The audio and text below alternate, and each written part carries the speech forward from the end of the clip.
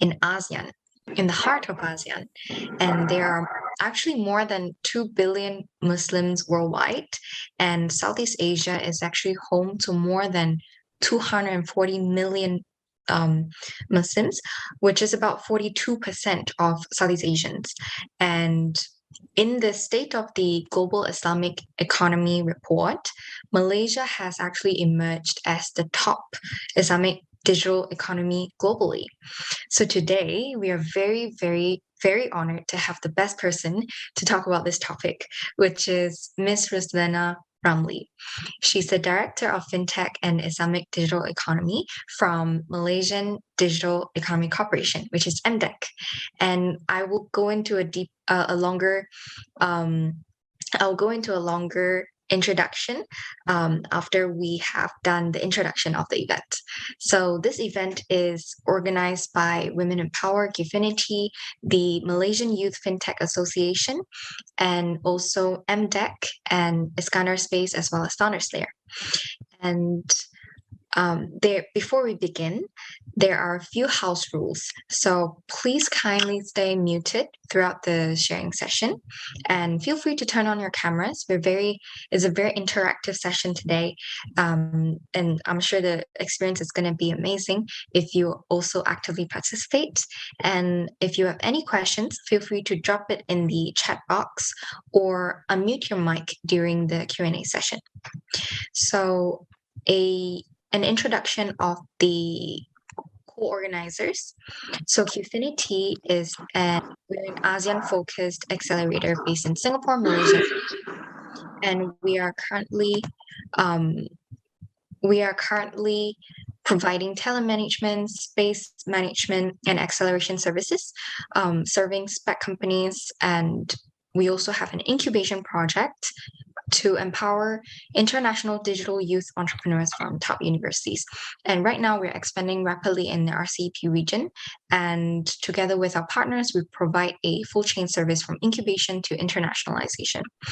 And also, the Women in Power Network is for female entrepreneurs, tech leaders, investors, and connectors across Asia and beyond. It's built for women, but we welcome everybody, including just everyone. And we are founded in last year by Tsinghua alumni, and we are here to create a more inclusive and sustainable tech ecosystem that welcomes the creativity and diversity through connections, involving more women leaders like Ms. Ruslena to come and share about what she does. And our events normally focus on sustainability, deep tech, and entrepreneurship.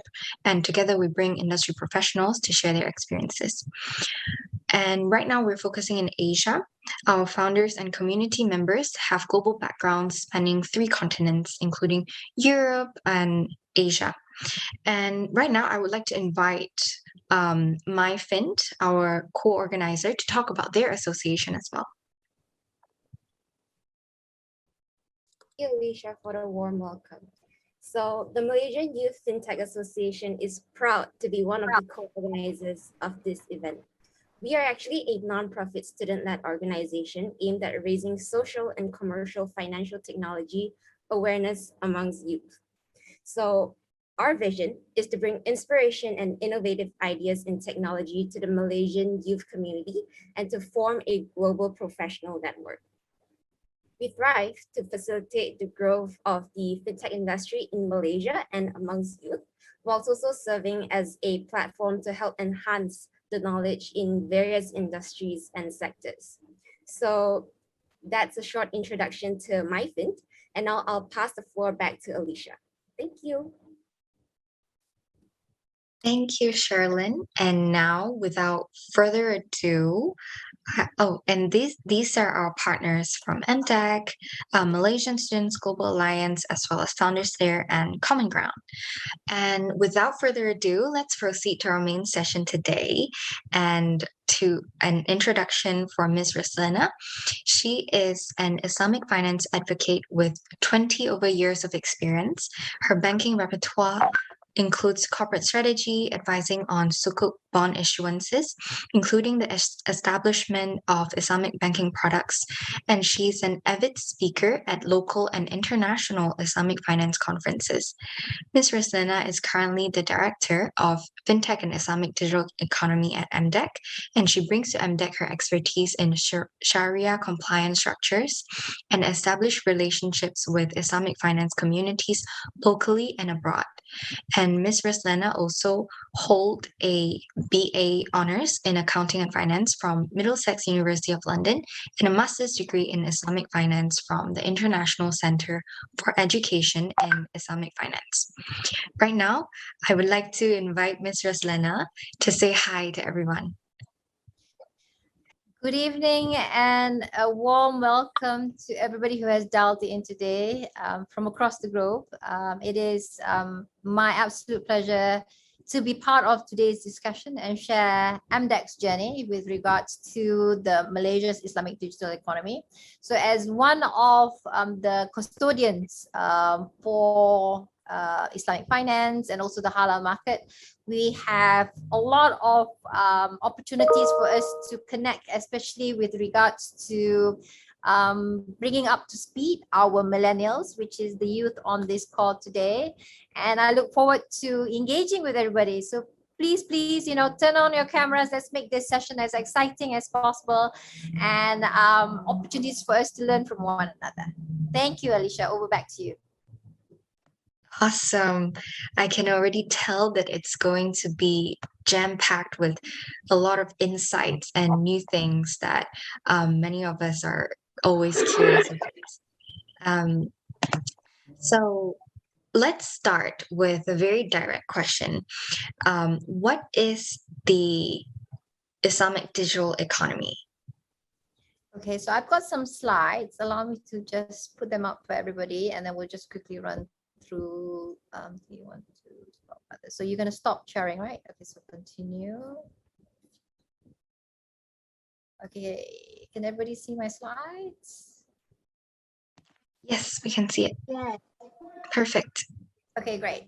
So Alicia's going to ask me a few questions, but I think to aid in terms of better understanding of what we plan to share. So the deck will cover a little bit of insights into what's happening on the ground for Malaysia's Islamic digital economy, some initiatives and the strategies and the action plans, and also success stories that we have already secured from when we first started in January 2022. So going back to Alicia's first question, but allow me to give a little bit of a background to the division and department that I report to.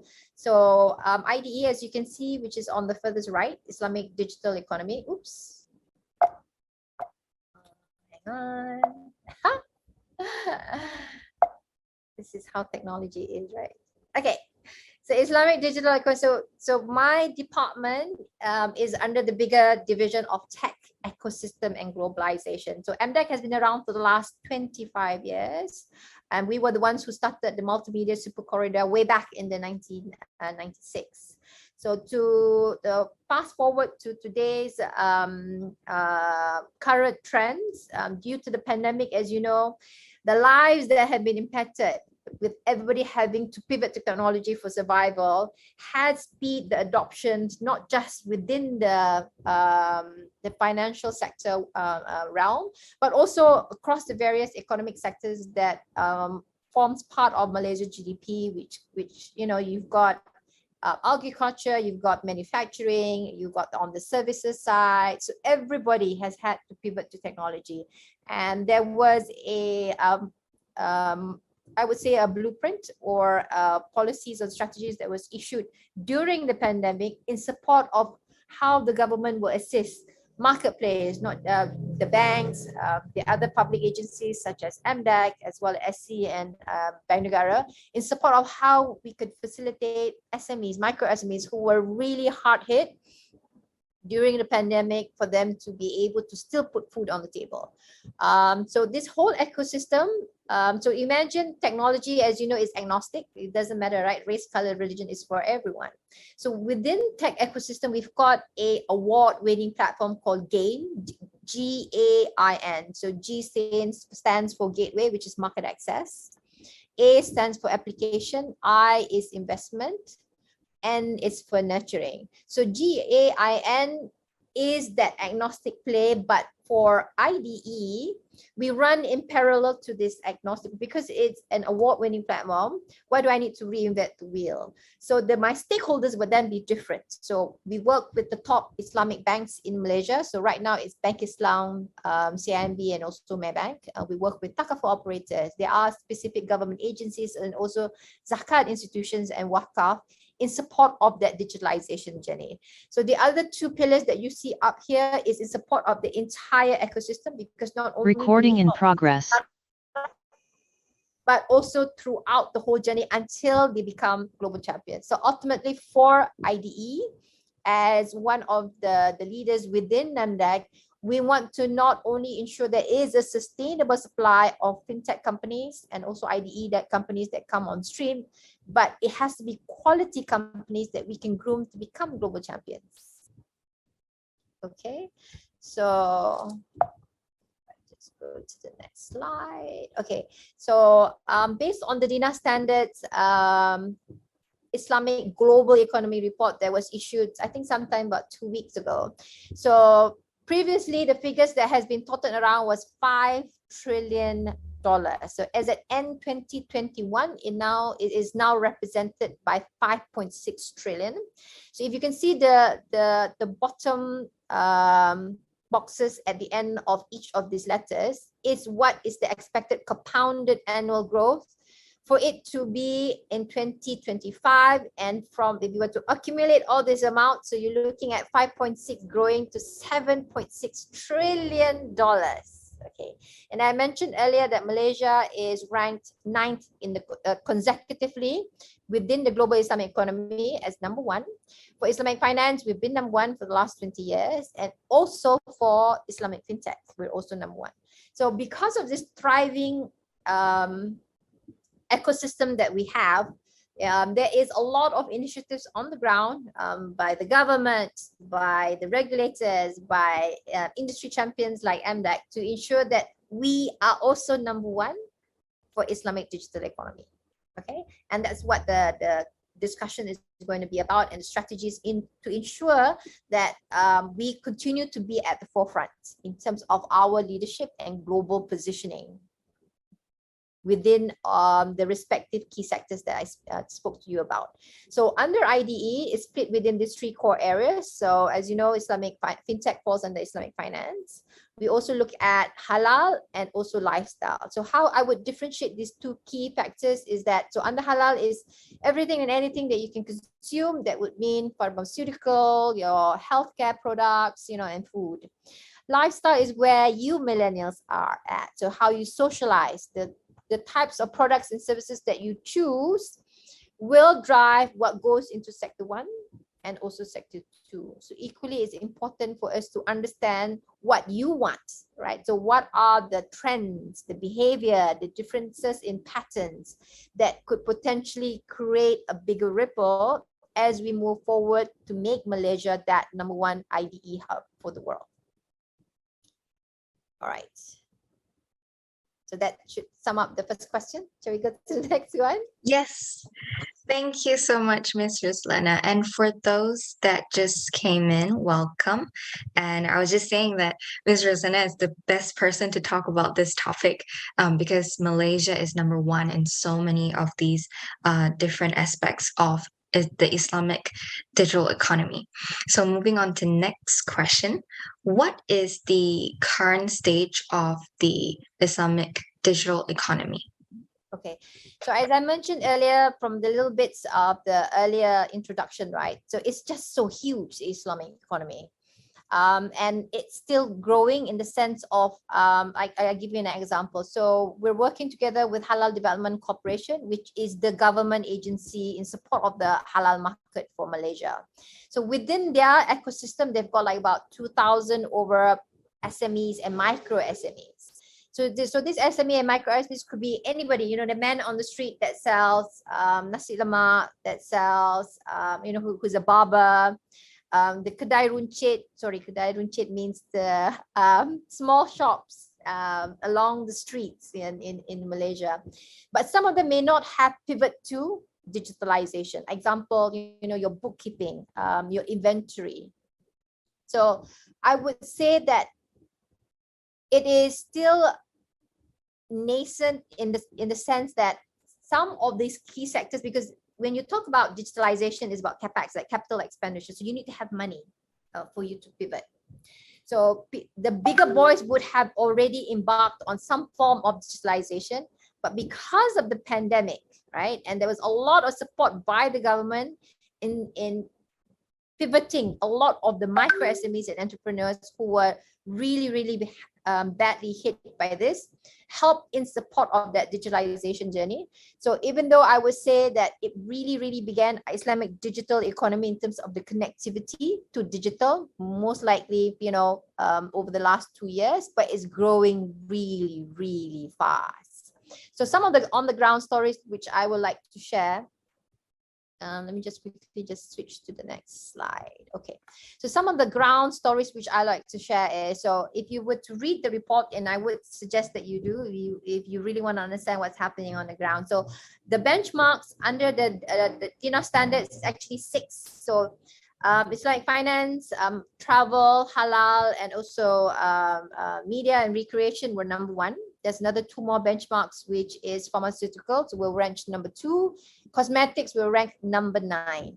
So within Islamic finance itself, so you're probably asking, so what are the digitalization that's actually happening within Islamic finance? So you know, like your online banking. So during the pandemic, you couldn't walk into the branch, right? So a lot of the banks had to really build up in terms of their websites, online solutions, connectivity to renewal of their insurance, also your medical coverage. So everybody had to pivot. So even eKYCs are now available, and a lot more solutions are actually onboarded. So within Islamic digital economy, we roughly have close to about, I would say, 130 that is currently being tapped, and that's an ongoing process. Within MDEC alone, we have about 3,500. So some are MSC status, which has now been rebranded to Malaysia Digital. Some are not. So it's about, you know, profiling our IDE companies in support of the needs of our key stakeholders. And I mentioned earlier, your banks, takaful operators. So all these players would then need to also embrace some of this potential digital solutions that has been created by our startups, and we have been very successful in funneling some of the companies across to the various stakeholders locally and also abroad, because we signed an MOU with the Qatar Financial Center in January.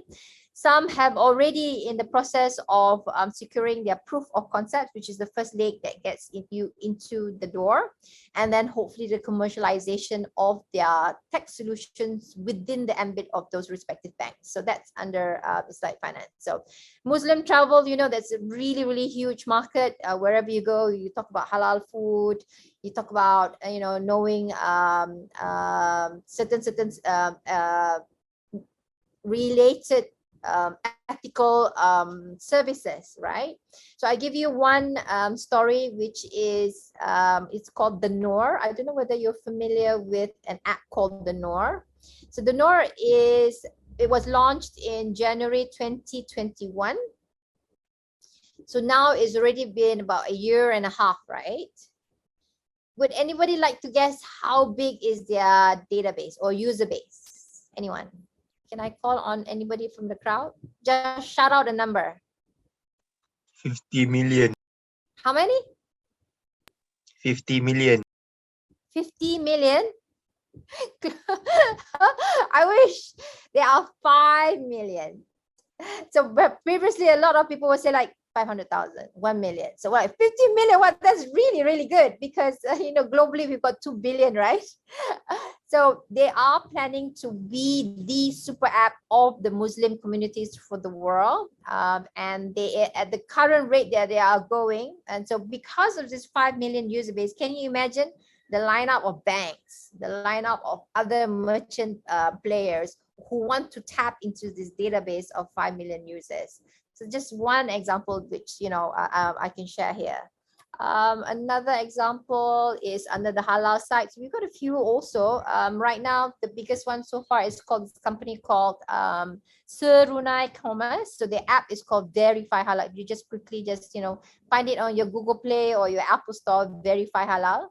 So they are available in 176 countries. It comes with the QR code. So they've onboarded close to about 8 certification bodies. So with that QR code, you can go anywhere in this country, titit, and then you will know who actually gives you that halal certification. And sometimes, on the market, you have people who cheat, who says it's halal, but actually it's not really halal. So these apps, in terms of traceability, helps to ensure genuine products that actually goes into the market. Okay. Yeah. Okay, so would you want to continue the next one? Yeah, that is very exciting. And about the report that you were talking about, we will also email each and every one who signed up with us, that Ms. Ruslena has very kindly also sent to us earlier. And what do you think is the importance of understanding the Islamic digital economy and fintech? Okay. So when you talk about differentiation between the conventional, so let's just look at the financial landscape, which is I'm currently showing to you now, right? So you've got conventional, you've got Islamic. So for products and services within the financial sector, for it to become Shariah compliant, it has to go through a specific process. And it has to represent an economic transaction, okay? Why must it represent an economic transaction? Because we feel that through this interaction of, whether you buy and sell, both benefits the buyer. I'll give you an example. So if I were to buy a shoe, so as a buyer, I get the shoe and the seller sells the shoe and receives a profit, right? So that's an economic activity which benefits both. Similarly, if I were to lease a product, so as a lessor, he gets income from the lease of his equipment or his rental, and as the lessee, he gets to then, be able to benefit from leasing that asset. All right. So having that representation of economic activities can be split into, I would use SALE. So some of you probably have followed me on LinkedIn. So I did a sharing session on the 101 on Islamic Fintech. So please do view part 1 and also deep dive part 2. You want to understand a little bit more, and I'll just quickly just give a mashup of what those 2 sessions were about. So under economic activities, it can be split into 4 core letters, SALE, so sale. So not only does it resonate in shopping malls and also your online shopping, but it actually represents the core contracts within Shariah Finance. So S stands for sale and purchase. A stands for agency. L stands for lease, and E stands for equity. So when I've got, and I will convert this into the Arabic version, do not be concerned because it's purely a Arabic meaning of the English version, which I spoke to you about, right? So under S, the representation can be murabaha. Murabaha is you sell and then there is a markup to that sale, all right? A stands for wakala. Wakala is similar to the Malay language of wakil. So you act as an agent. So the bank act as an agent, or you could be the startup acting as agent to the investors that comes on board, whether you're a P2P player or an ECF player, example. And then under, so it's SA, so L stands for lease, which is ijara, right? And that's just what it means, a lessor and lessee agreement. And then under E, you've got equities. Equities are partnerships where two parties comes in together. One may provide capital or capital in kind in support of undertaking a specific project. All right. So that is the differentiation between a conventional Islamic finance and also, a conventional product versus an Islamic product. So historically, remember, Malaysia has been #1 for the last 2 decades. So it all started from the capital market master plan and also under Bank Negara's financial sector blueprint. So we realized, and this, if you were to go back into time, it really happened during the financial crisis way back in 1997, where they saw there was too much dependence on the bank. So they needed to, the banks needed to, or the government needed the private companies to then look at alternative solutions for financing under the capital markets, which was our bonds and our Sukuk. So in support of that, there was a lot of incentives. So even currently under the products that I spoke to you about. So if you were to take a house financing in Malaysia, if you choose a Shariah-compliant product, you get a 20% deduction on your stamp duty. So if you're buying a 1 million house, that 20% deduction can be quite a large sum, So it really depends. So it's all to ensure that consumers are, how would I say, encouraged to pick an ethical solution for us to remain that #1, because you need to. So if you, for like an example here, here on this page here, you've got Global Islamic Fintech report, right? And I mentioned earlier that Malaysia is #1, and our #1 position benchmark is because of the number of fintech companies that we have. So it's continuously making sure that we continue to have a sustainable supply of pipeline of fintech companies for us to remain #1. So similarly as well for banking, for Sukuk, Takaful, and also asset management. It's a long, short. Yeah, there's so much to learn, and definitely I think there is the cultural aspect also in this economy, and it makes Malaysia so special as well. Oh, do you want to also share about the success stories? Okay, so just quickly, if I could just rehash some of the things that I mentioned to you about. So I mentioned earlier that we're #1. So based on the report which MDEC will launch, and we will be happy to share that with you once it is launched, because MDEC Industry Dialogue 2022. So we have been successful to maintain our pole position with 48 Islamic fintech companies. So on the screen here, I'm so pleased to give a shout out to some of my IDE companies that has helped portray that global positioning. So #1 is Shariah Commerce. This is the verified halal that I spoke to you about, where she's available in 172 countries. Global Sedekah. So Global Sedekah is a crowdfunding platform that started way back in 2018, and they have done extremely well to reach out to donors across 85 countries. You probably may have read that Malaysia had quite a bit of issues with regards to our flooding. So through this platform, a lot of Malaysian families were facilitated or they were saved in terms of reaching out for their daily basic necessities through the donors that has helped Malaysians in support of their survival. So Global SciTech is a behavior alternative credit behavior. So during the pandemic, the banks, there was a liquidity crunch because the banks were holding back on their funding to businesses because they were concerned because it was pandemic. You wouldn't, they were not being able to pay, right?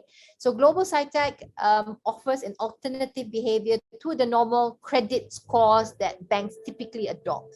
And I'll give you an example, and I'll share with you an example. So women entrepreneurs, right? So there is this platform called MAD Cash, Multiply, Assist, Donate Cash, so MAD Cash. She has been successful to onboard, or the founder has been successful to onboard about 300 women entrepreneurs. So she's received funding from the US Embassy because, it's all about women empowerment. So when the money is funneled through the system, it then converts into an interest free loan. So same example, the donors give 5,000 and it helps 5 different women. So the woman then needs to pay back, right, within 6 months, example. But sometimes, I'm sad to say this, but their husbands misuse their credit. So they don't pay for credit cards, they don't pay for car loans, example, which that woman has actually taken on behalf of her husband. So it's not a true reflection of her credit based on the conventional Sitosi Kris, which is currently being used in Malaysia. So Global Sitag offers an alternative credit scoring that looks at the behavior of the lady. So there are specific questions and questionnaires that the solution or the platform will adopt in support of uplifting the woman entrepreneurs' credit standing. And then the final one is Hello Gold. So Hello Gold is the world's first Shariah-compliant platform that you can buy, sell, redeem gold. And what I love about the solution, and no, they don't pay me money to actually say this, but what I love about the platform is that so when I first started investing, when I first started working, maybe about 20 years, so you roughly know how old I am, right? So way back then, the only form of investments that I had was unit trusts, right? And unit trust, if you want to beat the market, you have to continuously buy to achieve what's called average. I will call dollar. So it's called dollar averaging. So dollar averaging means you buy a certain, say, a stock under unit trust on a monthly basis frequently, and you hope that every time you buy, the price is lesser than what you bought the previous months. So net throughout that 12 months, because you're continually buying, regardless of whether the market goes up and down, the final investment pool will work in your favor. So under Hello Gold, they've got a smart saver solution that does exactly the same thing. But instead of me having to monitor the market to ensure that I buy the lowest price, let the blockchain, let the Internet of Things, let digital help do that for you. So the platform, so say, for example, you set aside 500 ringgit. The platform will buy for you gold on a daily basis and as little as 1 ringgit. How amazing is that? So if you want to talk about financial inclusion, this is a prime example of financial inclusion, which is affordable alternative products and services at a reasonable cost for the unserved and underserved. Thank you. Amazing examples. And I like that some of them also has the women empowerment aspect to it as well. And I guess you also covered the differences in the business process when investing in Islamic finance versus conventional finance as well earlier. And shall we move on to the next section, which is Malaysia's role in the IGE specifically?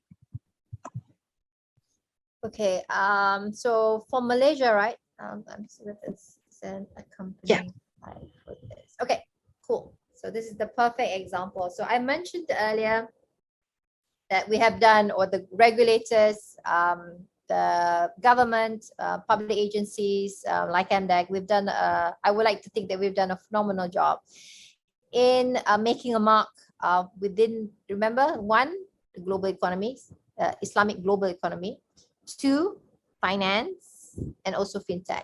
So the reasons why we want to ensure that there is connectivity to Islamic digital economy, which has yet to be claimed by anyone at all, right, at this point in time. So Malaysia is trying to, put our flag out there to say that, okay, we're also #1 for digital economy. But to be fair, like I said earlier, it only really started 2 years ago because of the pandemic. So it's growing, but it's growing really, really fast.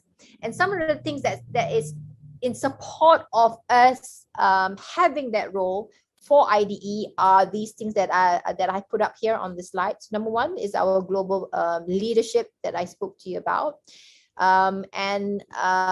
When we talk about the ecosystem, a maturity of Islamic finance ecosystem, it's the tax exemptions that we have in support of encouraging people to choose ethical solutions. As you know, the base of ethically conscious behaviors, consumers are growing and growing. The reason for that is because I guess, especially for the millennials, and a classic example is vegan. It suddenly just took the world by storm. I mean, so whenever I go to a restaurant, it no longer says vegetarian, it says vegan. And the difference between vegetarian and vegan is everything has to be plant-based. So similarly, people are taking a more cautious approach. So when you talk about, example, halal. So when you think about halal, you think only about food, right? But actually, it's the whole supply chain, from the slaughtering of the animals, being in a more ethical manner, to the processing of the cleaning, all the way up to the packaging, all the way up for it to arrive at your doorstep. So the ethicalness in terms of the entire process is what is appealing to not just Muslims, but to non-Muslims as well, because people are adopting a more cautious approach about being more respectful to ESG, your environment, social, and also your governance, right? So that's what the ecosystem is about. And we're supported by a very strong pool of Sharia experts. 3 is Innovation Center. So when I talk about Innovation Center, so remember the 4 pillars that I spoke to you earlier for the landscape. So in Malaysia, you've got the banking, and then you've got the capital markets, right? So within banking and also capital markets, Malaysia has done a phenomenal job, that some of our products and solutions are world's first market mover. So much so that, and I've traveled quite a bit, as an Islamic finance practitioner in support of showcasing Malaysia's success stories. And I go to Cape Town, I go to Nigeria. Everybody looks to Malaysia for that leadership, because we have the number 2, a very strong ecosystem, and that's supported by talent and also Sharia experts. So, and we want to continue to do this when we connect it to the digital world. So under Islamic Fintech, so some of the solutions that we hope to have will be world's first. I mentioned earlier, Hello Gold, that was world first. There is another startup called Do It. Do It means it's a buy now, pay later, but for the B2B sector. So when the founder, his name is Shafiq, when he launches, hopefully by July, August, he will be the world's first Shariah-compliant buy now, pay later platform. So the opportunity, the world is our oyster for us to take if we choose to grab it. So that's under 3. So 4 is that robust Islamic finance industry. Because Malaysia wants to be the Islamic finance hub, so we've attracted quite a lot of the international bodies here. You've got your Islamic Financial Stability Board represented here. If you look at international asset management companies, Franklin Templeton, Saturna, they are big boys in their respective home countries, but they choose to have a wrap office in Malaysia. Why? Anyone wants to just give it a shot? Why do all these international companies want to have a wrap office in Malaysia? Would anybody like to try?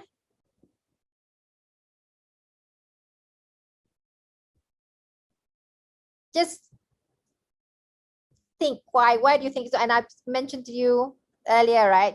Some of the points earlier. Would anyone like to try? Alicia, why do you think all these international companies will want to have a wrap office in Malaysia? My guess would be that Malaysia is really leading in terms of the Islamic finance, and that because Islamic finance is such a big part of the digital economy, like 2 billion people are actually within this. That's why they cannot miss out such a big economy. That's why they want to. Yeah. Spot on. It's absolutely correct. So people don't want to be left behind, right? Everybody wants to jump on this bandwagon, because remember I mentioned earlier, from 5 trillion, it has now grown to 5.6 trillion, and it's going to grow to $7.6 trillion by 2025. You'll be silly if you don't want to try to tap into this market, correct? Yes. And because Malaysia is the number 1 hub, everybody wants to be part of our ecosystem, because we continue to be, again here, number 1, number 2, number 3. So these are the 4 core reasons that supports the number 4. Okay. And then under regulatory support, so as mentioned earlier, there is continuous engagement. personally, also within MDEC, that we speak to SC and also Bank Negara, we're always trying to connect the dots and how we can maintain our global positioning. And then number 6 is a testament to our efforts is that we hold the highest number of Islamic fintech companies. But remember again, in MDEC, we want to ensure that these companies are quality companies that we can groom to become global champions. Okay, next question. Awesome. Thank you so much for sharing about Malaysia. Now I want to understand more about what MDEC is doing, because MDEC, for those who are from not from Malaysia or from overseas, MDEC is actually a government agency as well. So as the director of this sector, what is MDEC doing and what is MDEC's role in the global IDE? Okay, so if I could split my core strategies into 3 main areas. So number 1 is stakeholder engagement. So remember the agnostic player with IDE. So we ride on this agnostic player, but the difference is my stakeholders, my Islamic banks, Takaful, and also respective corporates that have a value proposition for the IDE community. So locally, I mentioned earlier, we're working with the top 3. I like to also bring your attention to the winners of the digital banking license that was announced by Bank Negara about a week ago. And in my personal opinion, they will revolutionize Malaysia's financial landscape. And if you were to read the framework by Bank Negara says that the digital banking, doesn't matter whether you're conventional or Islamic, you need to offer an affordable solution for the underserved and unserved. It's agnostic, right? It's neutral both. So how can Islamic banks create a competitive advantage? How can they be different? And the differentiation will come through our zakat and also wakaf. So as you know, as Muslims, it is compulsory for us to pay zakat. So in Malaysia, we've got 13 states. The biggest one is Kuala Lumpur and also Selangor. So Selangor alone last year collected 900 million ringgit. Is that a lot of money? It is, right? Yes. So we're trying to see how we can funnel some of these monies to the respective fintech players that have got award-winning platforms. So I mentioned earlier MadCash. We also have, Hello Gold in support of financial inclusion. With just 1 ringgit, you can already invest in gold, right? And then there's so many other success stories that is supporting our progress as we move forward. So that's the differentiation that I like to talk to you about for the first pillar. So in support of the growth of the digital bankings, because they need to launch within 2 years. So within that time, we're hoping to then showcase the award-winning fintech players that we have within IDE in support of them potentially looking at cross-border, cross-collaboration opportunities. So that's done locally, apart from talking to the banks and also the Takaful operators. So internationally, MDEC has signed an MOU. I mentioned earlier Qatar Financial Center, and they work closely with the Qatar Fintech Hub. So under Organization of Islamic Countries, it is represented by 57 nations, right? Malaysia is just one of them. So some of the 57 nations are already Islamic finance hubs. So Malaysia is one, and then you've got GCC, and then you've got, some, London is trying to also become one as well. So how can we then profile our Malaysian company? Because remember, I need to have quality IDE companies that I can export the solution to these various communities. So the MOUs help in providing that G2G relationship. So we have funneled, I think, close to about 15, because we signed it in January 2022. We probably funneled about 14, 15 companies to the Qatar Financial Center. And we have 3 success stories. So number 1 was Global SciTech, the alternative behavior story that I spoke to you about. 2 is actually MadCash, again, the story about the woman empowerment lady. And another one is called Pewarisan. They do algorithm for inheritance planning for Faraid. And like I said earlier, Malaysia, everybody looks to us for our leadership. So whenever we funnel all these companies to the respective GCC, they absolutely love our solution because they don't have talent there. So almost all the companies that we have showcased to the respective representatives are shortlisted under accelerators and also the hackathons. So the 3 companies that I spoke to you about have been successful to even being acquired a stake by the Qatar Development Bank. And how amazing is that, right? So it just, you know, it evidence and showcases our first market mover, as I mentioned earlier, as point number 3. So that's under the first pillar. So if I just quickly go to pillar 2 and pillar 3, because I know we're also running a little bit of behind time. So under the second pillar is digitalization of halal businesses. So I mentioned earlier, HTC has got 2,000, right? So that's just one entity. There is another government agency called Malaysia Technology Development Corporation, MTDC. So they are like kind of like a sister company. So they do commercialization of technology solutions. MDEC does commercialization of digital companies, you know, whether you're IoT, Internet of Things, blockchain, cloud, data mining. So that's where we are.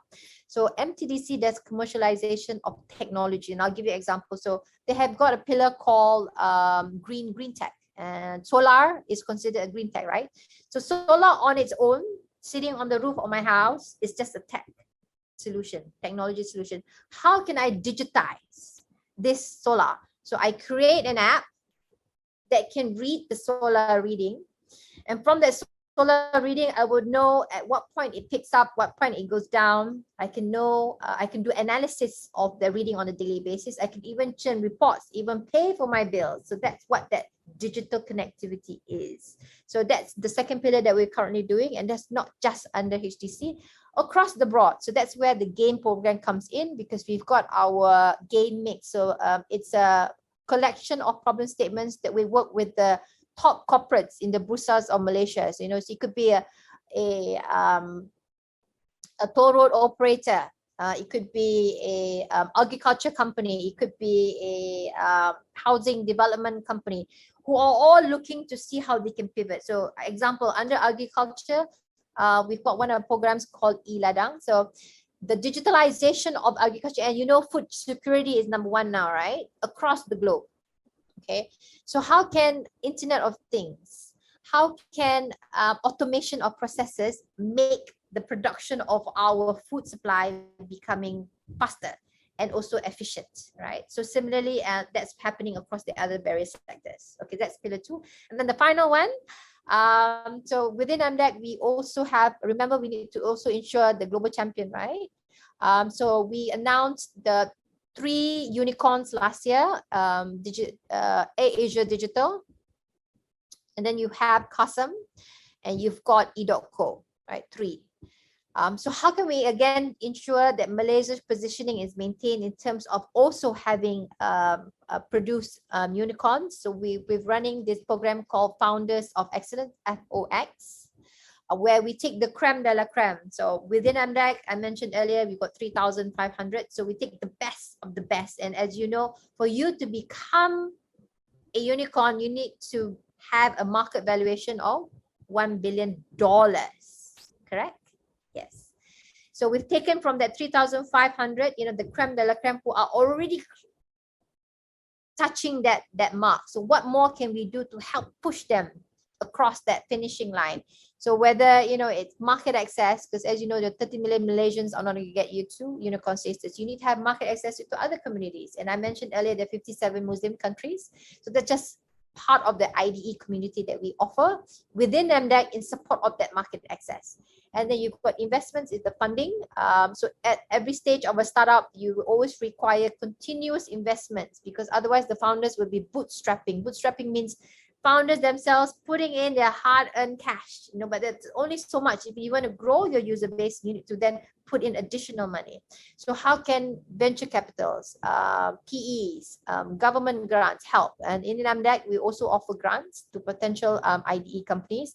One big one, which I like to highlight now, is by MOSTI, which is Ministry of Science, Technology and Information, as well as Academy Science Malaysia. So they offer a 4 million matching grant. So far, that's the biggest in the market. For IDE, it's for 2 core sectors, which is Islamic Fintech as well as halal supply chain. So these are some of the opportunities and the investments that our startups can have access to. So GAI, and then N is your nurturing. Nurturing is more mentorship. So remember, Custom has now become a unicorn, right? So a lot of our founders, not just Custom, they like to give back to the community. And as you know, for a startup, it is really, really hard. You know, when I speak to my founders, I am completely blown away by their tenacity, by their discipline to want to ensure that their products continue to remain relevant. So through these hand-holding sessions with companies that have already, you know, become bigger, it shortens that period of that painful hardship. So instead of, so example, if Custom took 8 years or 10 years to get to where they are now, so having a mentor for the startups help to shorten that period in learning what are the pitfalls, what are the hurdles, what are the things that they should look out for. So these are some of the programs that's within MDEC that we actually provide in support of having this thriving ecosystem, not only within the Islamic digital economy, but within the conventional space as well. I see, definitely. I think the framework that you use to explain it is very clear in terms of covering how MDEC also work with different stakeholders globally and domestically and intergovernmentally, and definitely in terms of the expertise as well. I'm sure your department brings in a lot of expertise to support the other unicorns to be and also unicorns in Malaysia. And the next question is about how do we encourage the adoption of fintech, especially from MDEC's point of view, especially in the Islamic digital economy? Okay, so allow me to take you through this current ecosystem that you see on the screen now. So as you can see, it's always a commercial play, right? Commercial play means dollars and cents. It has to make dollars and cents for the founders, because why would they want to put in the hard-earned money if there is a potential for them to become a bigger entity and also make money for themselves, right? So for me, it's always about demand, drive, supply. So if I can ensure there is pent-up demand for IDE solutions, you know, be it in the financial sector, be it social finance, financial inclusion, you know, whatever that's under the trust for Bank Negara, there will always be the sustainable supply of fintech companies wanting to try to see whether they can manage or mitigate some of the disruptive solutions or problem statements that's coming out on the demand side. And remember, on the demand side, it's not only the fintech, the financial banks, but you have, you know, like I said earlier, infrastructure companies, you've got housing companies, plantation companies, all wanting to pivot to digital in support of having better efficiency of their backend processes and also the frontline processes when they communicate with their consumers as well. All right, so in the ecosystem play, that's where you have the other key pillars, which is funding. Remember, so this is equally important for you to have that. So for fintech, your credit risk is different from, you know, your infrastructure projects, which is backed by the government. You know, that's like, you know, credit 101, right? So having a set of sophisticated investors to understand the risk that they are going into is also equally important to ensure a thriving community. For your product and services as well, and I mentioned earlier, which is the point number 2 in my earlier slide, was talent and also advisors. You've got government and also fintech associations. You've got fintech associations from across, you know, and we have here today the My Youth Fintech Associations for you to connect the dots in terms of being a key enabler. So there's only so much, you know, that the government can do. So we need everybody to come together, correct? To support building the ecosystem within the domestic markets of where you are at. I also like to bring to your attention accelerators are also equally important. So having startups and the support of the key stakeholders are equally important. So iConnect was that 4 million matching grant that I spoke to you about by MOSTI and Academy Science Malaysia. FIKRA is an accelerator program specifically for Islamic capital market. Remember your banking, and then you've got your capital market. So that's Islamic capital market with Securities Commission of Malaysia. And the Royal Award for Islamic Finance is with Bank Negara Malaysia. And in support, SC is as well supporting this. So the Royal Award in Islamic Finance has been going around for more than a decade, and it's an award. I would call it the Grammy Award for Malaysia to recognize the who's and who's or the individuals that has helped put Malaysia on the map. So Bank Negara wanted to make it a little bit different last year when they launched this. So that's when they had this impact challenge, and the impact challenge looked at problem statements specifically for social finance, financial inclusion, as well as sustainable development goals. So we shortlisted about 25 companies.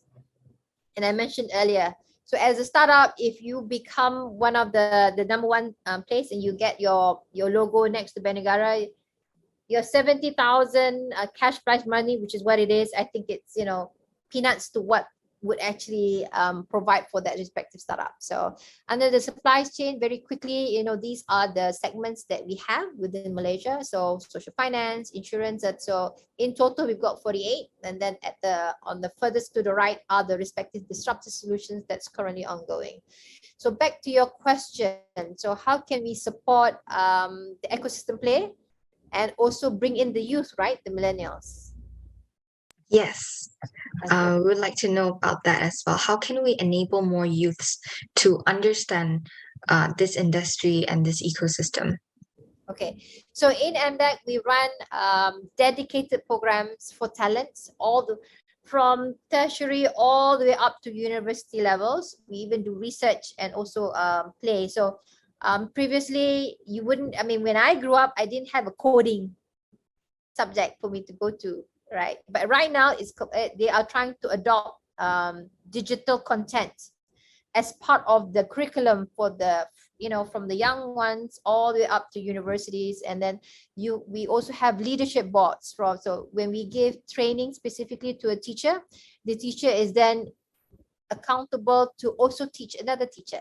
So there are leadership boards in terms of the performance of the teachers and recognition to which teacher has helped more teachers across the various schools that is in Malaysia. And you've got your suburbs and also the ones outside the cities as well. So it's reaching out in terms of market access for talent across all the way.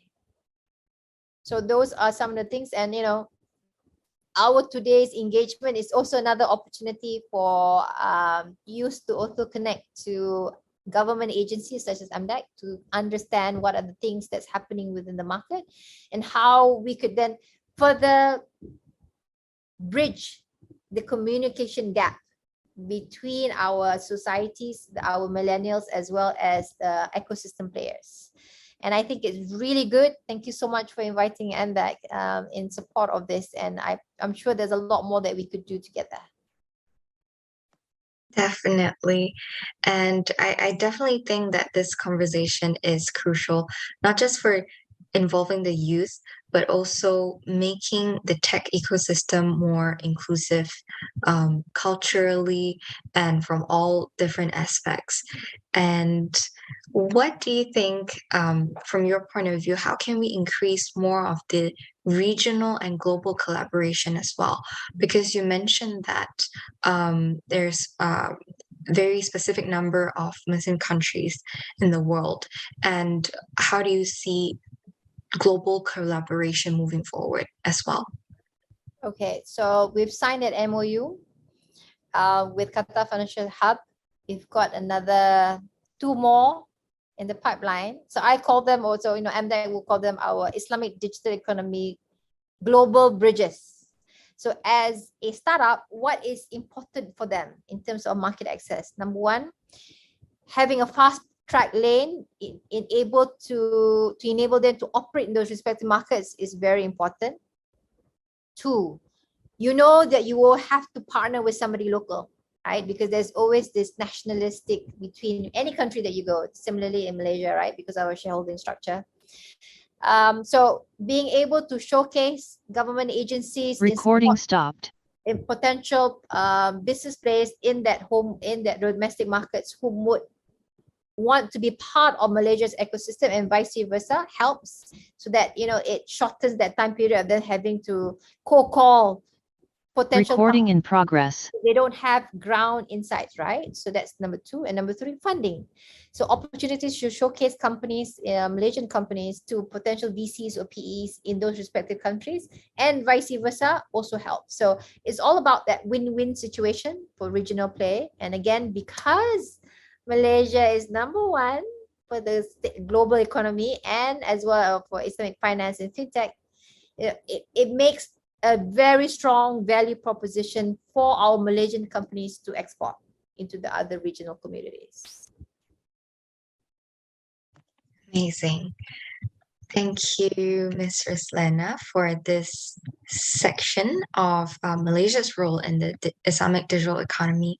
Now, I would like to move on to the next section, which is the future trends of Islamic digital economy, which is actually one of the most, when we have the registration form out, most people actually was most interested in the future trends. What are the potential, what are the opportunities, and what can we expect moving forward? So the first question is, what should we expect the development of the Islamic digital economy in the next 3 years, and then 5 years, and then 10 years? Okay, so if I could use, if you remember the pie chart that I shared earlier, right? So Islamic finance has the biggest share. So as a benchmark, I would like to tend to lean to Bank Negara's Bank Negara's financial sector blueprint that was issued in January 2022 and takes us all the way to 2026. So that's 4 years. Because of the fast-paced technology scene, is really, really hard to predict anything beyond what Bank Negara has already, put on their blueprint map. So I'm trying to also protect our views as well, because your guess is as good as mine. And so to the millennials that are in this call, especially if you're Malaysians, if you have not read Bank Negara's financial sector blueprint, please read it, because there's a lot of goodies inside there, especially for fintech. There is a dedicated chapter on digitalization. And as you know, if you look at this screen that I have in front of you, these 4 core areas. So you've got artificial intelligence, you've got blockchain, you've got data mining, you've got security, cyber security. These are already the disruptive solutions that are already currently happening, and I would implore that it will continue to be within this ambit of these disruptive solutions. And if there is any, it could be a permutation of the different various digital solutions that's come on stream. Like for example, your tokenization with cryptos. As you know, Bank Negara has not issued a statement to say that it is that you can use it as payment. Right now, it's only as investment. And one of the famous platforms in Malaysia is called Luno, and they've done very, very well.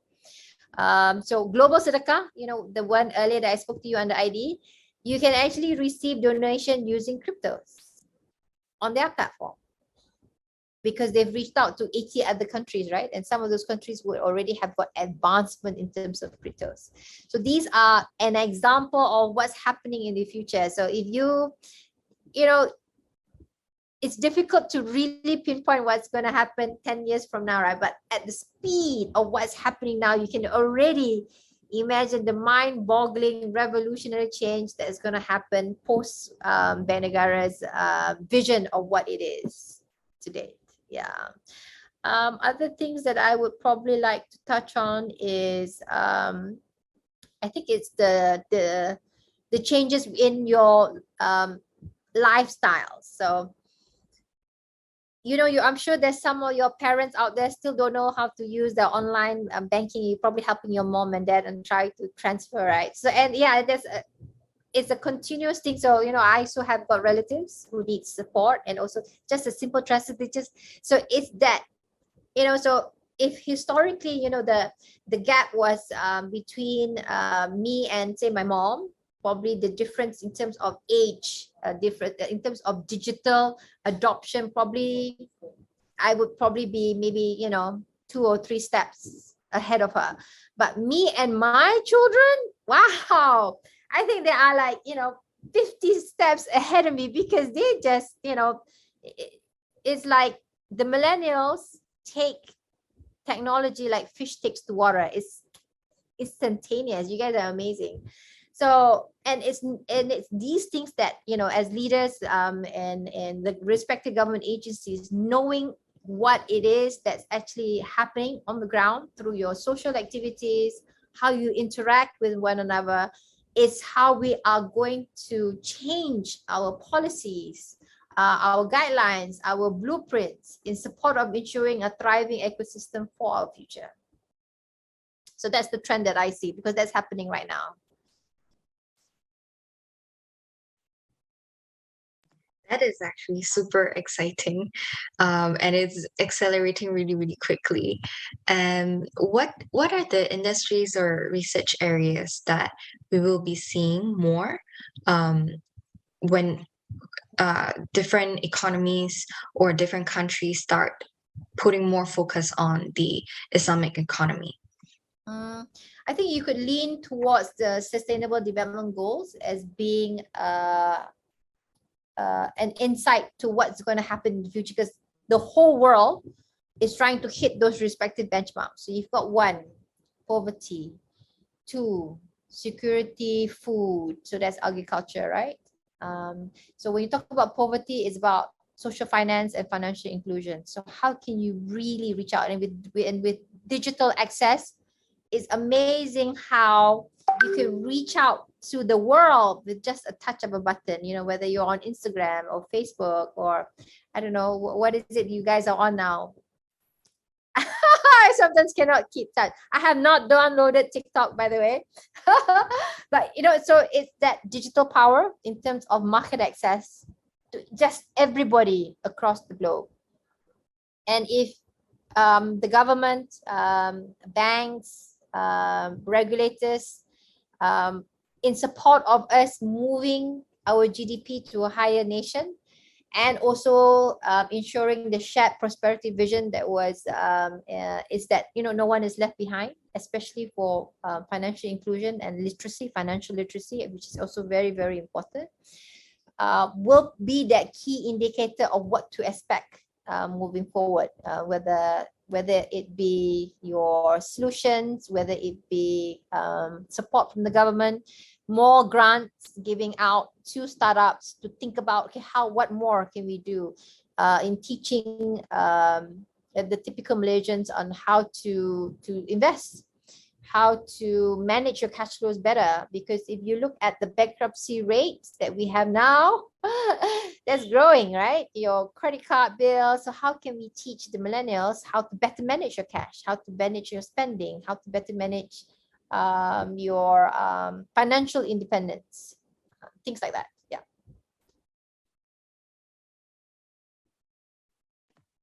Awesome.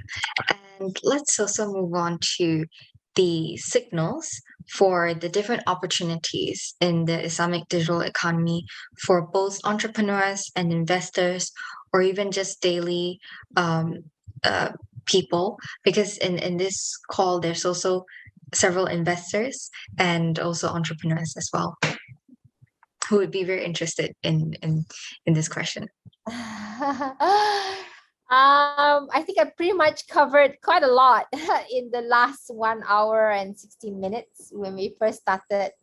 So I would implore that the investors be part of MDEC's ecosystem, because we run a lot of programs and even pitching days and startups. We hook up with the various accelerators that are within the country, and it's amazing some of the solution that has come on stream. Even I personally, have been but judges, and I'm completely blown away with some of the solutions that the young millennials have actually come up with.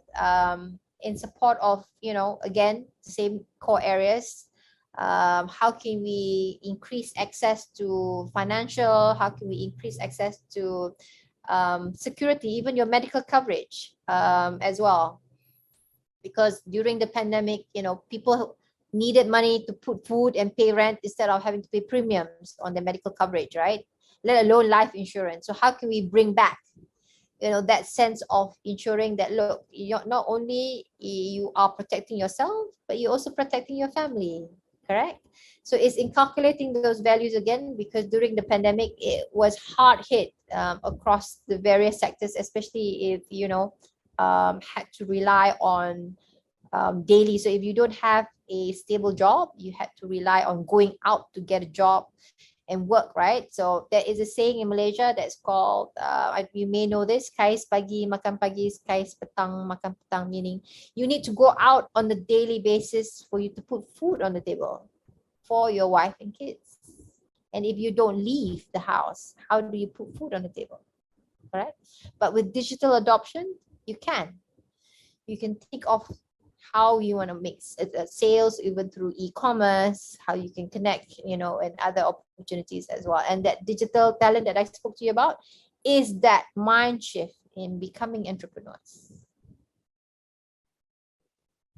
That's definitely very inspiring. And yeah, I would agree that you have covered many, many signals in the IDE.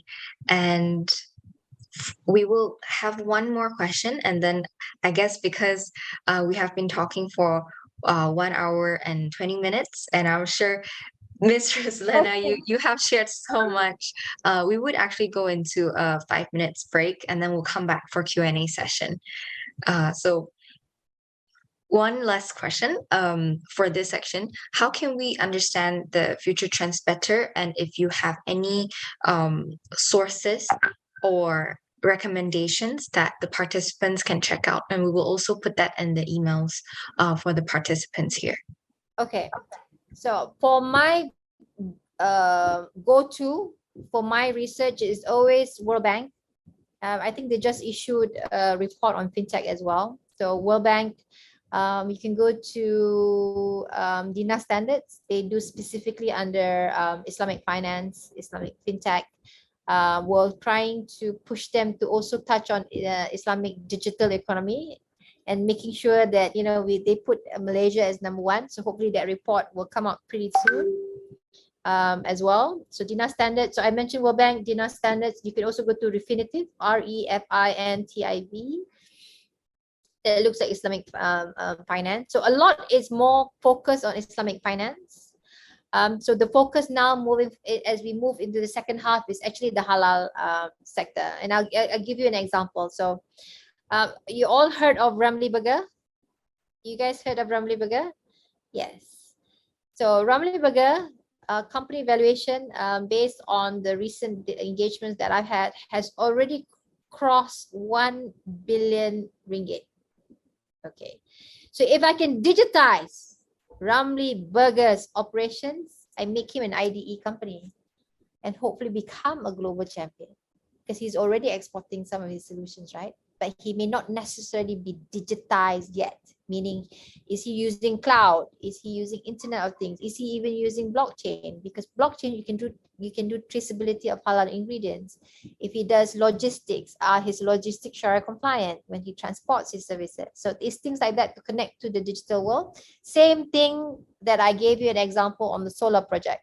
On its own, technology is technology, but how can you digitize technology? How can you digitize halal, plain vanilla processing? How can you digitize fashion, cosmetics? How can you digitize? So it's all about that journey. And MDEC stands ready in support of all our ecosystem across these various places that I've spoke to you about. Amazing. I think you have provided, I think you've provided a lot of very valuable sources, and we will all link that to the emails that we'll send following up. Welcome back, everyone. So now we will actually move into the next section, which is Q&A. And as I said before, I think Miss Ruslena is the best person to talk about this subject. So please put your questions and everything in the chat, or unmute your mic if you raise your hand so we can cue you as well.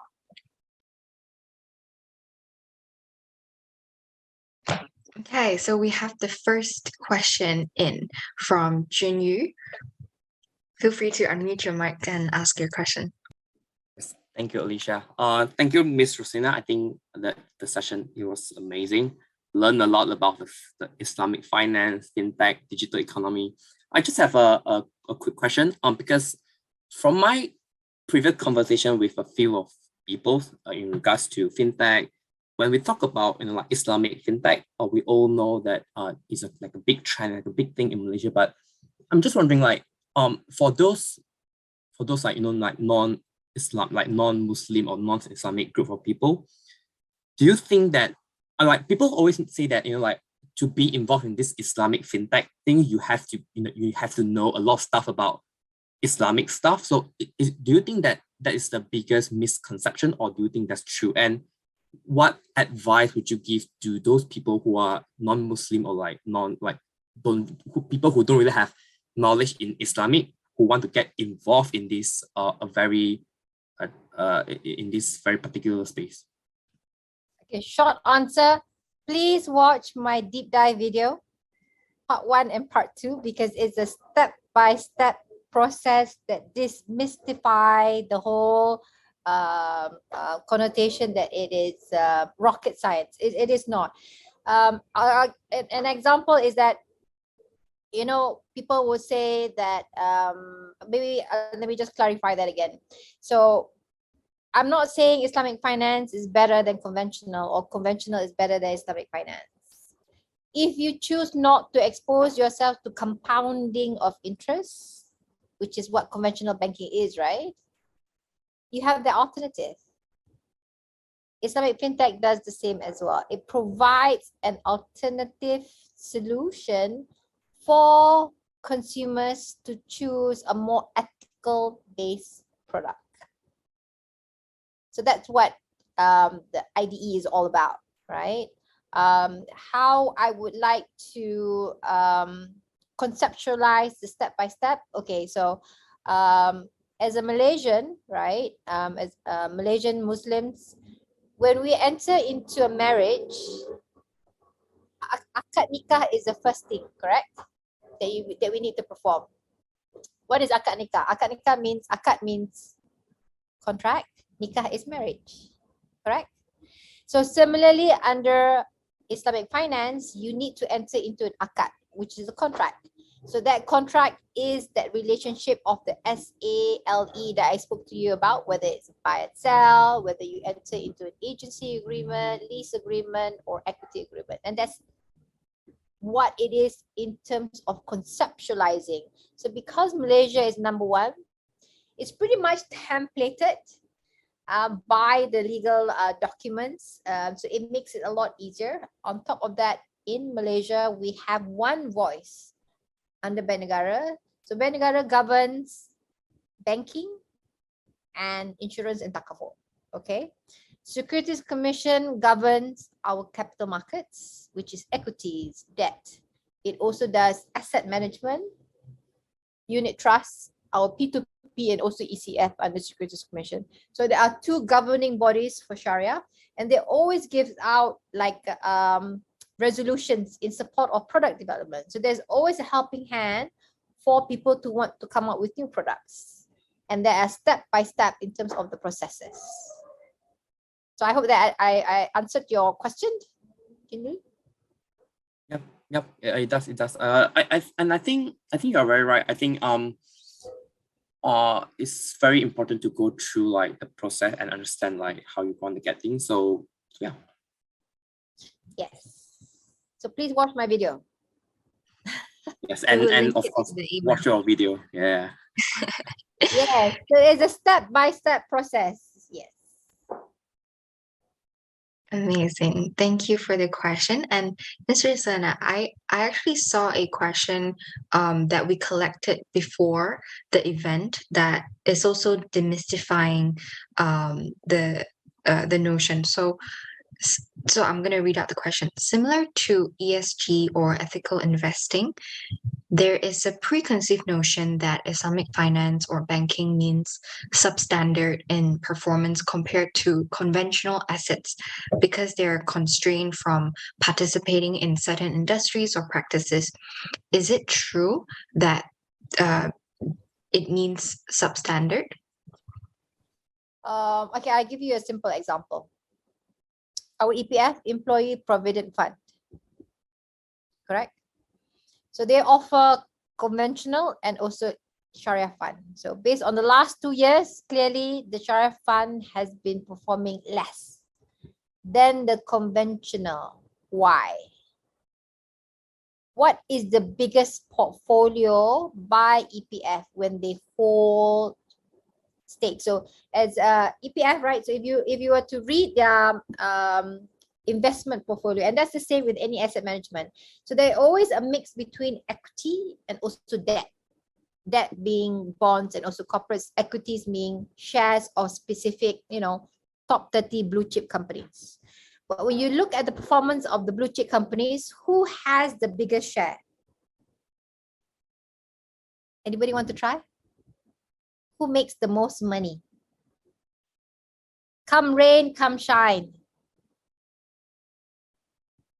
Banks, financial institutions, right? JP Morgan. Sorry? JP Morgan. JP Morgan is an advisor. They do asset management. I think they do have an arm in asset management, but yes, but I think they met money more as an advisor in terms of their revenue fee. So as EPF, right, they would have a mixture of equity holdings as well as debt holdings. So during times of stress, like during the pandemic, so there could be a shift to more safer assets, which is your fixed income. Fixed income is your debt markets, but that doesn't mean that the equities will not perform. So naturally, during a low interest rate environment, low interest rate environment, right? So what I have to pay for my housing loan now compared to my housing loan maybe 5 years ago is much, much lower because it has gone down to the lowest of the lowest over the last 10 years, if I'm not mistaken, because they needed people to have security over their cash flow. There's more money going to you instead of you flowing out because of the current situation. So the differentiation between it, so it goes back to the yield of the conventional fund and the Sharia fund.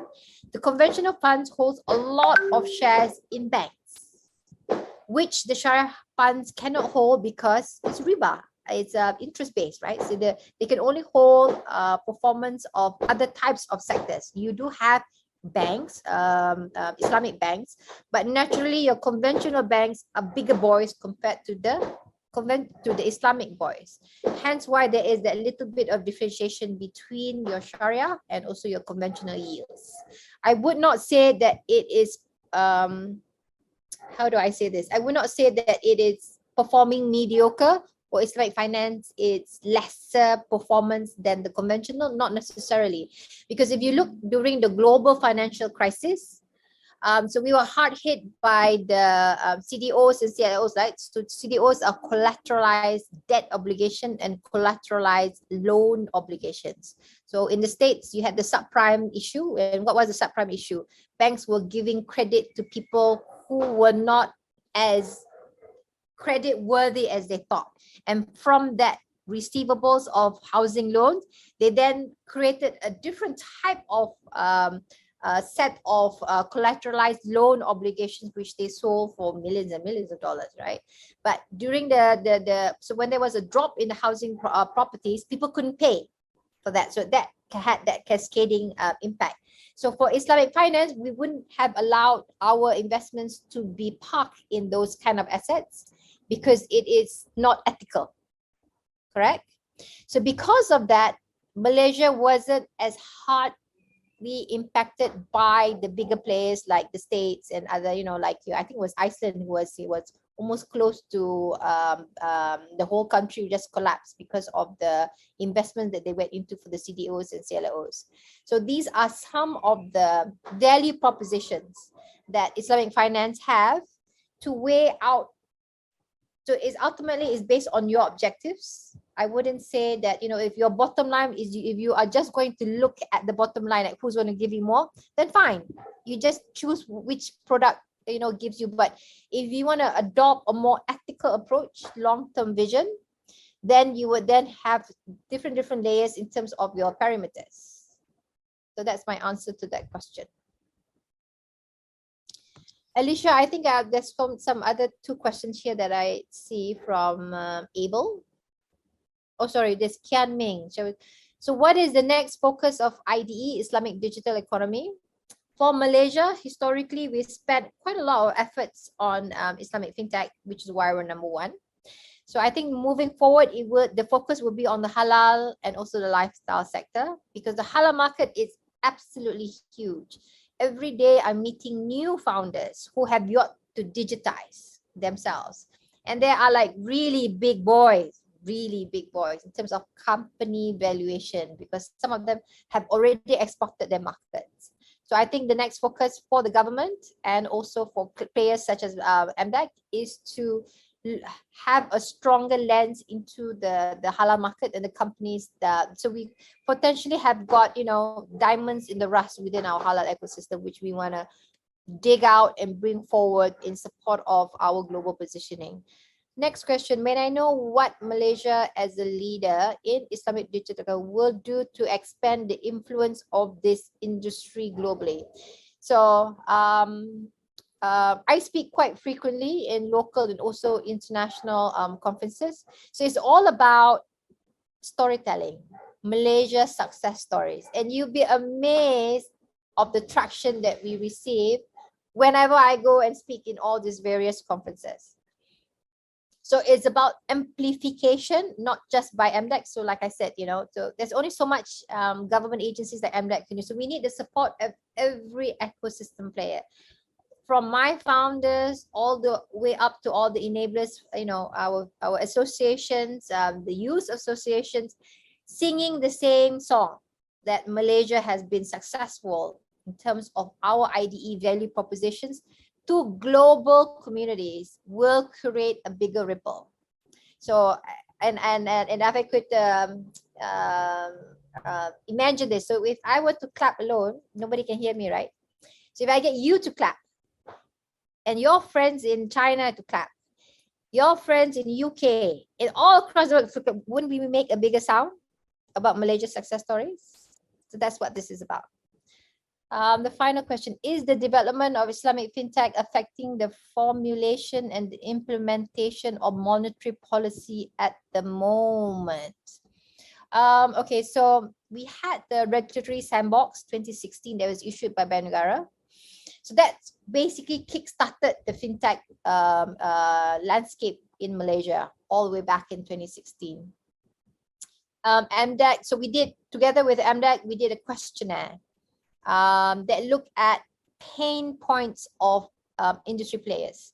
So based on the survey, so the survey conclusion was the key 3 core pain points was 3 key things, which is legal and compliance. So a lot of our founders were like, how do you set up companies, legal matters, legal and compliance. Compliance means if it's a Sharia product, who do they go to in terms of perfecting that Sharia completeness. Second pillar was business model. The third pillar is technology solutions. So what MDEC does was we partnered with local players. So under the first pillar, which is legal and compliance, so we managed to secure commitments from 11 legal firms and also Sharia advisors to give pro bono basis.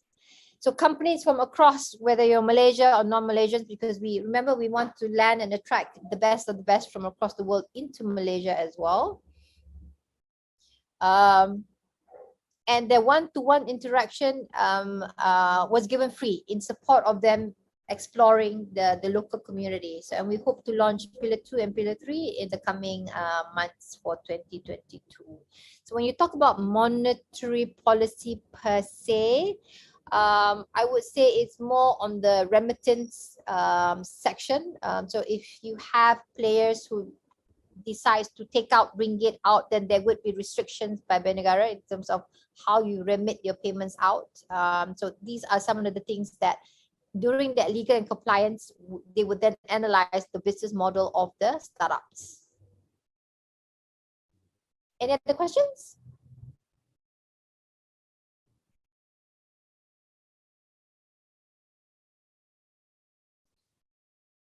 Alicia? Yeah, there are some other questions here as well, but some of them are actually repeating. So I will pick one that is more interesting. So this one asks about, as technology becomes more advanced and complicated, how difficult is it to translate Islamic rules to current technologies? For examples, now we have AI, blockchain, NFTs. How hard is it to understand them from an Islamic perspective, and how different is it from these two different lenses? Are they that much different at all? Okay, so remember I mentioned earlier that technology is agnostic. So all the technology that you mentioned remains agnostic. The differentiating factor for IDE is the products and services that you offer to your consumer. Is it Shariah compliant or not? If it's Shariah compliant, number one, it has to have that processes that I spoke to you about. Step one, do you have that akad? Akad means contract.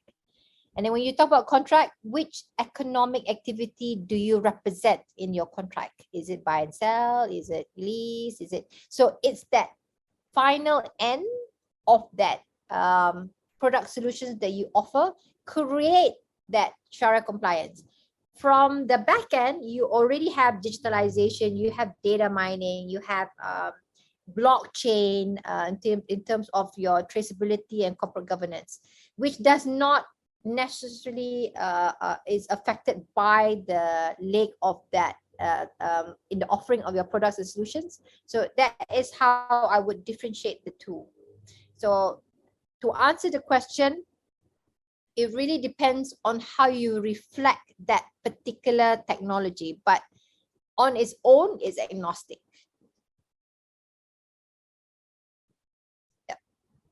Yeah, that answers the question very well.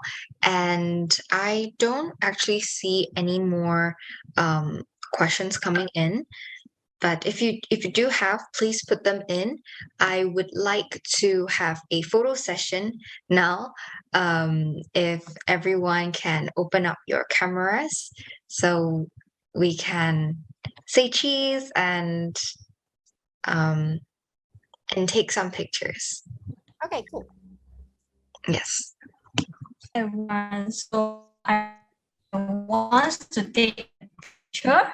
So yep, get ready. Okay, 1, 2, 3. Okay, one more. 1, 2, 3. All right, thank you. Thank you so much, everybody. It was an absolute pleasure for me to represent MDEC at tonight's discussion with my Fintech Youth Association. I hope that we will continue to engage with each other, and feel free to reach out to not just myself, but the other leaders within MDEC in support of your charters for knowledge on digital talent. Amazing. Thank you so much, Ms. Ruslena. Like, it has been an absolute pleasure to have you. And I think you're an amazing practitioner and a really amazing storyteller. And we are very fortunate to have you to represent Malaysia as well as ASEAN in telling these stories, the Malaysian stories. So this group is actually quite international as well. And I see that Andy also said, thank you from Shanghai. And And we continue to want to make the tech ecosystem, the digital economy, more sustainable and more inclusive. And that is what we hope to do. So now I want to now the Q&A session has Recording come to an stopped. end, and the we already took the photos. So I want to thank everyone for staying with us. And right now, I will also pass the time to my colleagues. But before that, feel free to also follow us on LinkedIn. You can check out Women in Power on LinkedIn, Instagram, and we aim to empower and connect the community, especially women. So I would like to join you. I would like to invite you to join our community by following us. And I will now pass the time to MyFint, which is our co-organizer. Super, super, super happy to have you. Thank you for organizing this. And I would like to pass the time to Charlene. Thank you, Alicia, for being a great moderator. Well done. Agree. Thank So, you. thank you, Alicia, and thank you, Ruslena, for the wonderful sharing session. So after you guys have followed Women in Power, don't forget to follow MyFint on all of our social media platforms, and do catch us up on our website as well. So again, thank you to those who have stayed thus far. I hope you all have had a fruitful session with Ruslena and Alicia. So in case you didn't know, MyFin is currently recruiting members to join our events and marketing team. So yeah, you can just visit our website or our social media to submit your application to be part of our association. Otherwise, you can just keep updated on our events and activities through our social media and website. So yeah, so before we end our session today, we would really appreciate your help in filling out our feedback form. You may scan the QR code that is displayed on the slide, or click the feedback form in link in the chat box. Yeah, and it is highly appreciated. So thank you again for joining us tonight, especially on a Friday night. We know that you guys can have so much more fun than joining our talk today. So thank you very much and have a good night. Thank you, everybody. I look forward to seeing you again soon. Take care. Have a great weekend. Stay safe. Bye-bye. Thank you. Bye-bye. Thank you. Thank you, so guys. much. Bye.